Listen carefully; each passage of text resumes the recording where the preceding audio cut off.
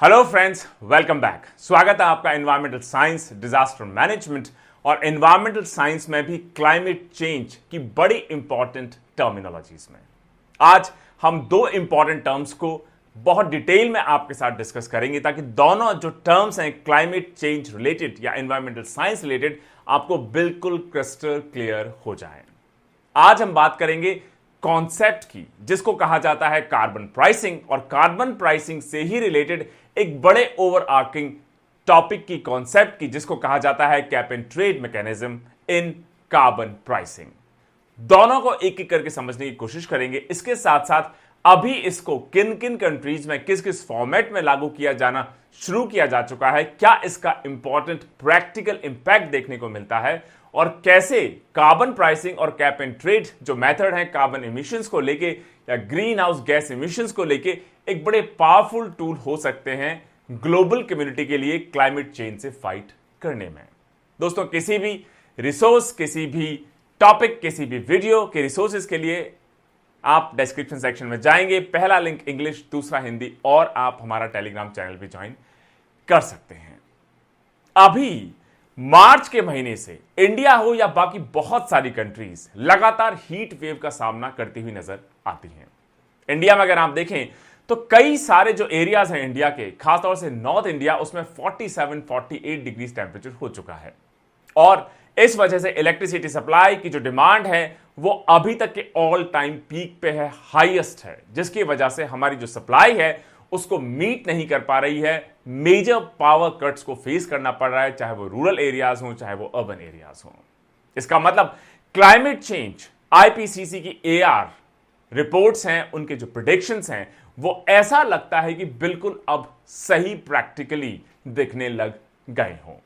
इसी डायरेक्शन में कि कैसे क्लाइमेट चेंज को फाइट किया जाए, एड्रेस किया जाए, उसी डायरेक्शन में आज का हमारा टॉपिक है कि किस तरीके से अगर ग्रीन हाउस गैस एमिशंस पे एक प्राइस टैग हम लगा दें तो जो लोग हैं, कंपनीज हैं, कंट्रीज हैं, इंस्टीट्यूशंस हैं, वो शायद डिस्करेज होंगी ऐसी एक्टिविटीज को टेक ऑन करने के लिए जिसमें ग्रीन हाउस गैस एमिशंस काफी ज्यादा हों।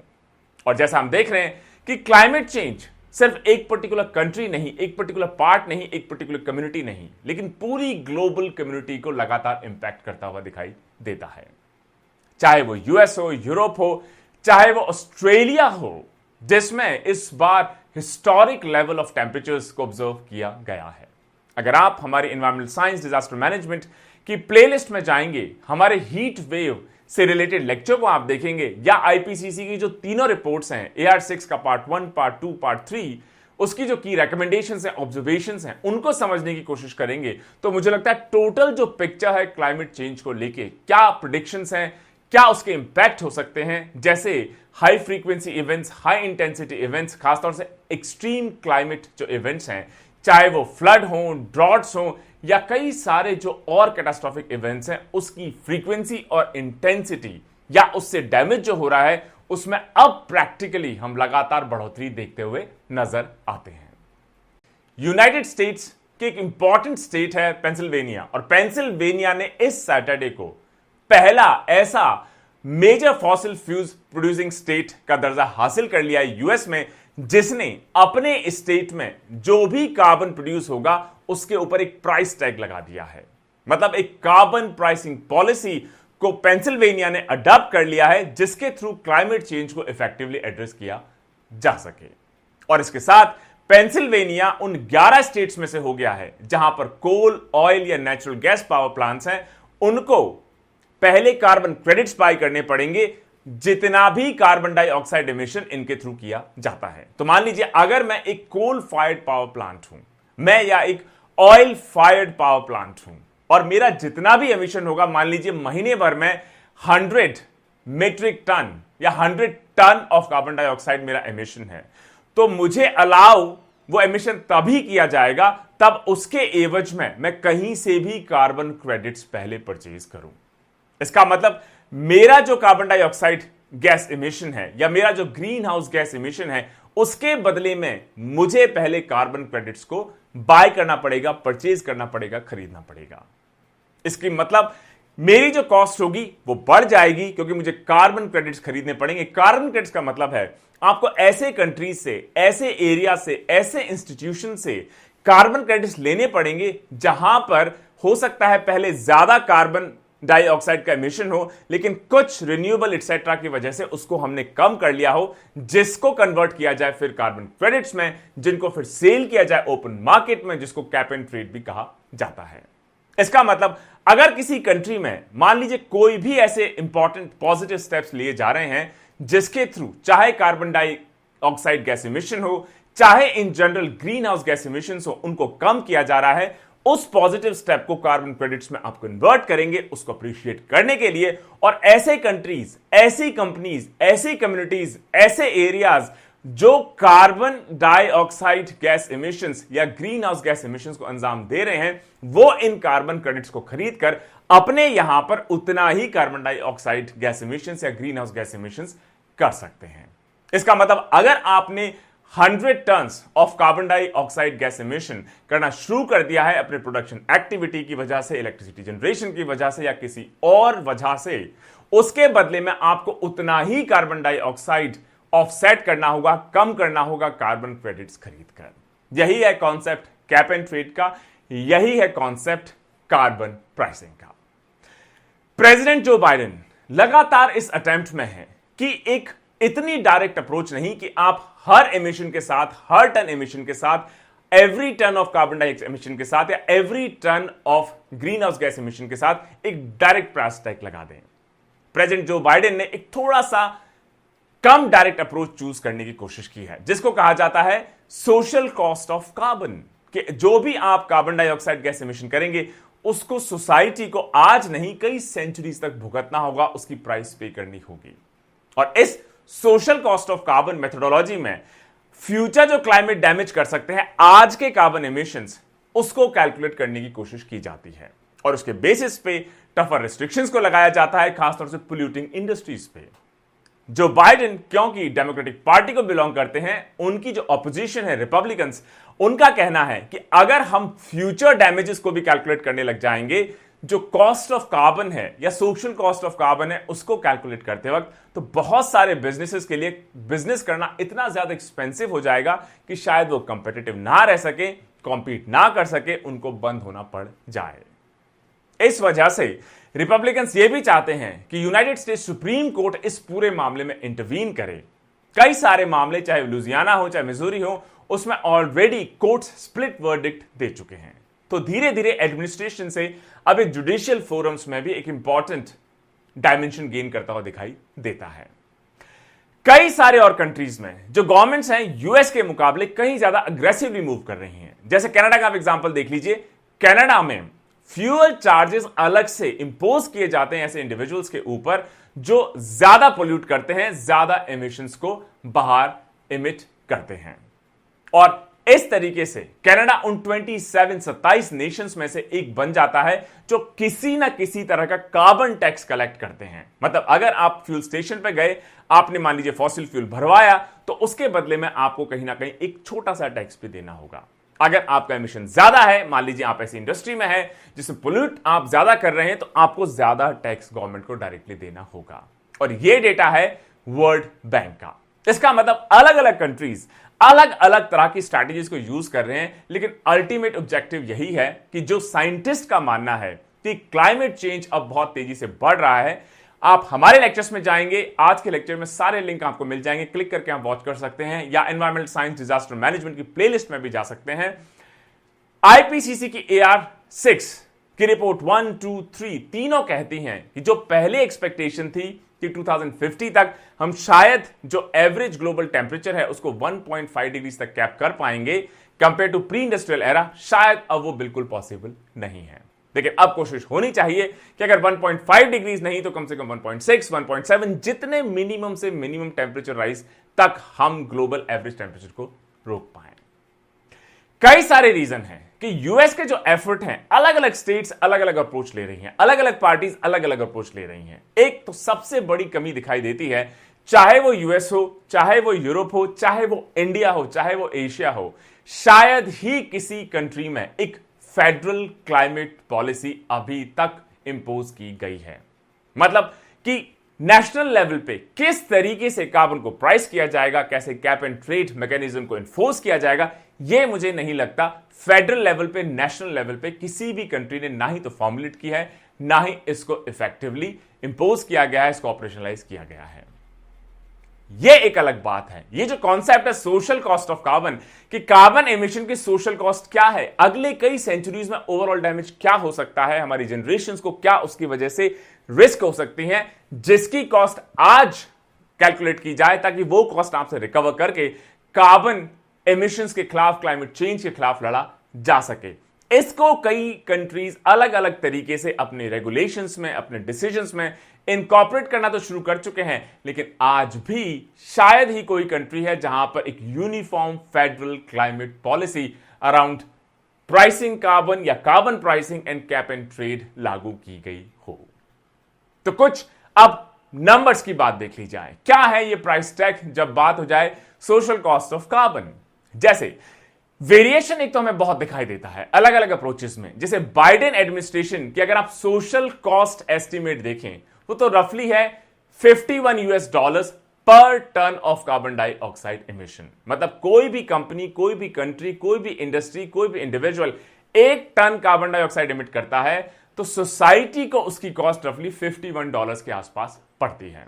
यह हो सकता है एमिशन पावर प्लांट से हो, टेल पाइप से हो, ऑयल रिफाइनरी से हो, थर्मल पावर प्लांट से हो, किसी भी चीज से हो सकता है। मतलब $51 का आप इकोनॉमिक डैमेज करेंगे अगले कई डिकेड्स में, सालों में। सिमिलरली जो स्टेट ऑफ न्यूयॉर्क है, उन्होंने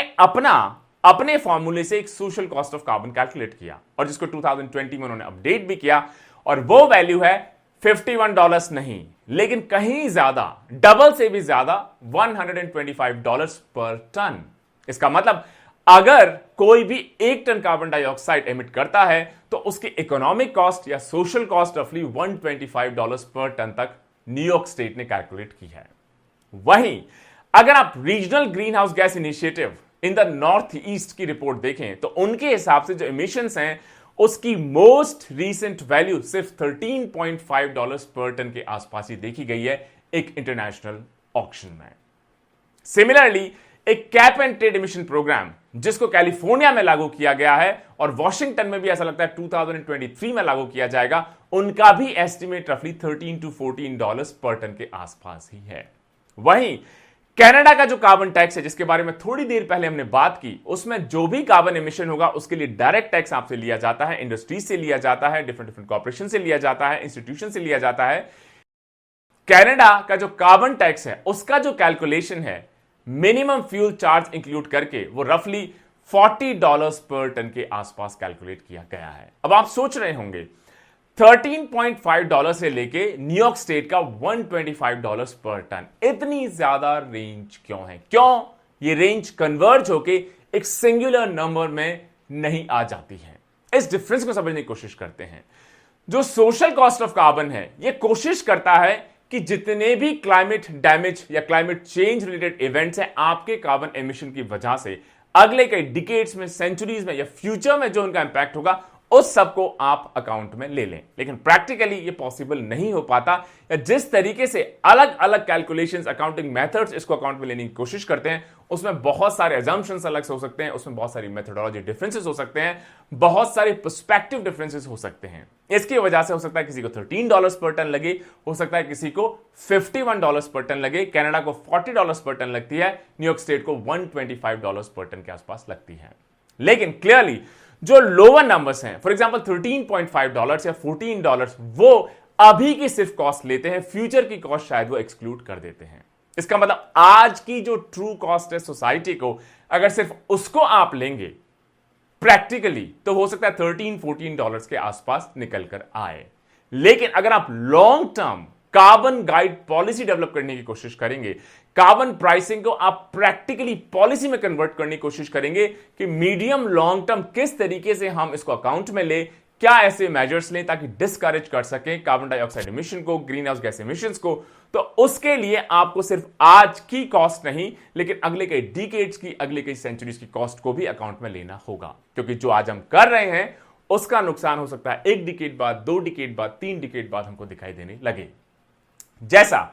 इंडस्ट्रियल रेवोल्यूशन का इंपैक्ट कहीं ना कहीं आज हमें बहुत नेगेटिवली हार्ड हिट कर रहा है, सिमिलरली आज का जो हमारा एमिशन होगा, आज तो उसका इंपैक्ट होगा ही होगा, लेकिन उससे कहीं ज्यादा हो सकता है फ्यूचर में हमें एक्सपोनेंशियल डैमेज उसकी वजह से दिखाई दे।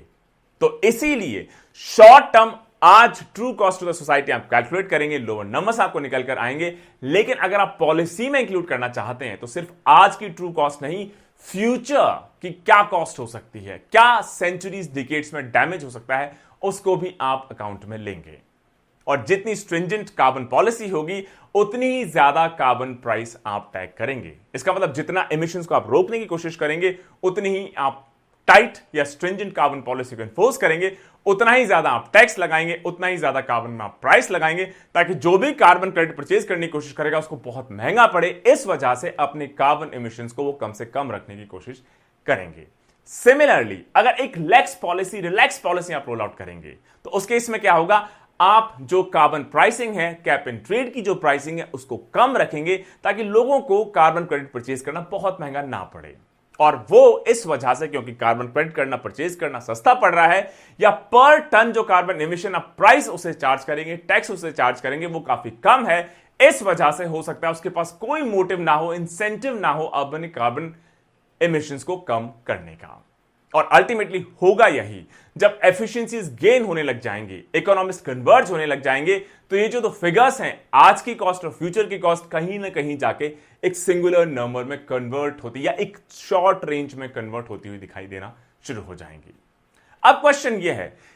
ये तो हुआ हमारा एकेडमिक डिस्कशन, लेकिन क्या सच्चाई में ये carbon pricing, cap and trade, ये सभी चीजें कोई प्रैक्टिकल डिफरेंस क्रिएट कर रही हैं ह्यूमन लाइफ्स में, ग्लोबल एनवायरमेंट में? अगर आप एमिशंस देखें और आप Duke university and Colorado school of mines की एक स्टडी देखें, तो उनके हिसाब से नॉर्थ ईस्टर्न जो स्टेट्स हैं, अगर आप कार्बन प्राइस नहीं लगाते या आप कैप एंड ट्रेड वहां लागू नहीं करते, तो उनके एमिशंस आज के बजाय 24% कहीं ज्यादा होते। तो कहीं ना कहीं क्योंकि आपने कॉस्ट बढ़ा दी है कार्बन एमिशंस की, तो हर कोई कोशिश करेगा कि मुझे अपनी कॉस्ट को कम रखना है, तो मैं कार्बन एमिशंस को कम से कम करूं, ज्यादा एफिशिएंट हो जाऊं, नई टेक्नोलॉजी इंस्टॉल करूं या किसी और बिजनेस में इन्वेस्ट करूं जहां पे कार्बन एमिशंस इतने ज्यादा नहीं है, ताकि मेरे बिजनेस की कॉस्ट कम होगी, मैं कंपेटिटिव रहूंगा, ज्यादा प्रॉफिट कमा पाऊंगा। तो Duke university, Colorado school of mines की नॉर्थ ईस्टर्न स्टेट्स की स्टडी कहती है कि रफली 24-25% की गिरावट देखी गई है कार्बन एमिशंस में, just because of carbon pricing and cap and trade. Similarly जो कार्बन ट्रेड ऑक्शंस हैं, उनसे रफली $5 बिलियन की इनकम ऑलरेडी हो चुकी है, और इसको आप यूज कर सकते हैं आपका जो हाउस होल्ड एनर्जी कॉस्ट है उसको कम करने में, उसको सब्सिडाइज करने में या क्रॉस सब्सिडाइज करने में, और रिन्यूएबल एनर्जी को प्रमोट करने में, नई टेक्नोलॉजीज में। तो कहीं ना कहीं एक तरफ तो आपका जो कार्बन फुटप्रिंट है वो, तो दोस्तों ये है concept carbon pricing, cap and trade का। किस तरीके से जो कार्बन एमिशन है, ग्रीन हाउस गैस एमिशन हैं, उनको अगर आप एमिट करना चाहते हैं, उसके बदले में आप कार्बन क्रेडिट खरीद सकते हैं या अपने कार्बन एमिशंस को आप कम करें, क्योंकि जितने ज्यादा कार्बन एमिशंस आपके होंगे या ग्रीन हाउस गैस एमिशंस होंगे, उसी के प्रोपोर्शन में आपके ऊपर टैक्स लगाया जाएगा, चार्ज लगाया जाएगा या कार्बन प्राइसिंग लगाई जाएगी। मुझे लगता है सिर्फ डेवलप्ड वर्ल्ड ही नहीं, लेकिन डेवलपिंग कंट्रीज को भी अब इसको रोल आउट करना इंपॉर्टेंट होगा, क्योंकि इंडिया में अभी हम देख रहे हैं कि इतनी मेजर हीट वेव शायद पिछले कई डिकेड्स में इतने हाई टेम्परेचर्स हम लोगों ने कभी एक्सपीरियंस नहीं किए गए होंगे।